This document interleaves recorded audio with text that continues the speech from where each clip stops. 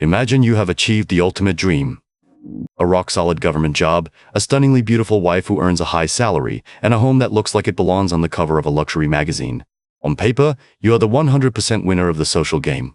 You are the envy of every man in the city, but the moment you turn the key in your front door, the air changes. It becomes heavy, cold, and suffocating. Behind that expensive door, you are not a husband or a king. You are a permanent resident in a high-pressure torture chamber. Welcome to the invisible prison of the modern status seeker. Our subject today is a man we will call the stability provider. He is a mid-tier civil servant, the very definition of a safe bet in the modern dating hierarchy. He is the man parents want their daughters to marry because he represents a lifetime of security. But this man committed the ultimate tactical error. He fell for the Mirage. He prioritized what we call the surface gloss, the aesthetics and the external income over the operational integrity of the relationship. He looked at the specs on the brochure but never checked the engine under the hood. He is currently trapped in a domestic structure that is not a sanctuary, but a performance review center where he is permanently on probation. The core irony of his life is palpable and tragic. A man who sought stability through a government position and a high-status marriage now finds that his gray, boring office is his only psychological refuge. For him, the hell of bureaucracy is a vacation compared to the hell of his own home. Let us look at the data points of this failure. His wife is described as both beautiful and high-earning. In the modern market, these two traits often create what we call a toxicity multiplier. When a woman is both aesthetically superior and financially independent, her incentive to offer any emotional subsidy to her partner often drops to zero. She begins to view her mere presence as a premium service. In her mind, the husband must pay a perpetual behavioral tax just for the privilege of being near her. This creates a micromanagement tyranny that would break even the strongest spirit. Every single decision, down to something as simple as purchasing a new dining table, is subject to her absolute and final veto. This is not a partnership. This is a totalitarian domestic regime. The incident with the table is a perfect metaphor for the total loss of male sovereignty. Imagine being a grown man, a professional who handles government affairs, yet you cannot even choose the surface upon which you eat your dinner without triggering a full-scale diplomatic crisis.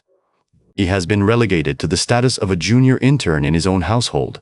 This domestic hierarchy is not an accident of personality, it is the calculated result of the mechanics of ego. To understand why this marriage is a systemic collapse, we must analyze the technical reality of the high-status female ego. In a hyper-competitive social market, beauty functions as a form of passive income. From the age of 18, a woman who possesses this premium visual asset receives a constant, uninterrupted flow of validation capital from her environment. Men, desperate for any level of visual proximity, provide her with free emotional labor, financial subsidies, and a policy of perpetual forgiveness. This environment conditions the individual to believe that temperament and character are irrelevant variables. When the market continuously rewards toxic behavior because the packaging is beautiful, the packaging eventually becomes the only thing that matters. The subject's wife is a direct product of this market overheating. She has never been forced to optimize her personality or develop empathy because there has always been a wait list of providers willing to overlook any character flaw just for the privilege of her company. The income factor adds a layer of economic superiority to this aesthetic narcissism. When a woman earns an income equal to or greater than her husband, especially one in a stable but low-growth position like a civil servant, the traditional protection provision contract is effectively shredded. She no longer views the man as a leader or a protector. She views him as a redundant utility. If he cannot provide financial dominance or an elite lifestyle that far exceeds her own capacity, she demands total behavioral submission as a substitute. This is the status gap trap. She likely chose this man because his stability made him a low-risk option, someone she could easily manage and control. Yet, in a cynical paradox, she now despises him for the very docility that made him a safe choice. She wanted a servant, but she feels disgusted that she is actually married to one. This is a technical failure of expectation. The husband expected a soft landing and a peaceful marriage. The wife expected a permanent throne. Furthermore, we see the strategic use of neuroticism as a power play. The subject mentions she is sensitive and constantly full of complaints. In our clinical analysis, sensitivity is rarely about fragility. It is about atmospheric control. By being easily offended, the wife forces the husband to walk on eggshells every second he is at home. If he is always worried about triggering an emotional outbreak, he remains in a permanent subordinate position. He becomes an apology machine. The requirement for him to write reflective letters or admit fault for trivial matters is a form of psychological reprogramming. He is being trained like a laboratory animal to prioritize her mood regulation over his own human dignity. This is the internal rot of a domestic empire. Just as the Roman Empire fell from within while its borders still look strong, this marriage maintains the external appearance of success, the house, the stable jobs, the status, while the core is decaying. We are looking at a generation of only children raised in academic pressure cookers where empathy was never a graded metric. The result is a defective inventory of partners who are high-spec but low function. Our subject, the market amateur, bought at the top of the bubble and is now the bag holder of a failing asset. We must now expand our lens beyond this single household to observe the macro rot consuming the foundation of the modern domestic unit. Data-driven despair is not a theory, it is a documented reality. When we examine statistics from the psychology departments of the nation's most prestigious universities, a chilling pattern emerges. The demographic of women in their 20s and 30s currently reflects the lowest gratitude scores recorded globally, paired with the highest levels of neuroticism and materialism. This is the toxic trifecta. Neuroticism acts as a constant engine for conflict, while materialism ensures that no amount of provision is ever sufficient. Most critically, the lack of gratitude removes the emotional reinforcement necessary for a man to sustain his sacrifices. Our subject is essentially attempting to extract water from a desert of entitlement. This phenomenon is accelerated by a hyper-connected culture where social status is the only currency. The domestic space has been transformed into a set piece for a virtual audience. The wife is not just comparing her husband to the man next door. She is measuring him against the global 1% fantasy curated on social media. The incident regarding the simple table was never about furniture.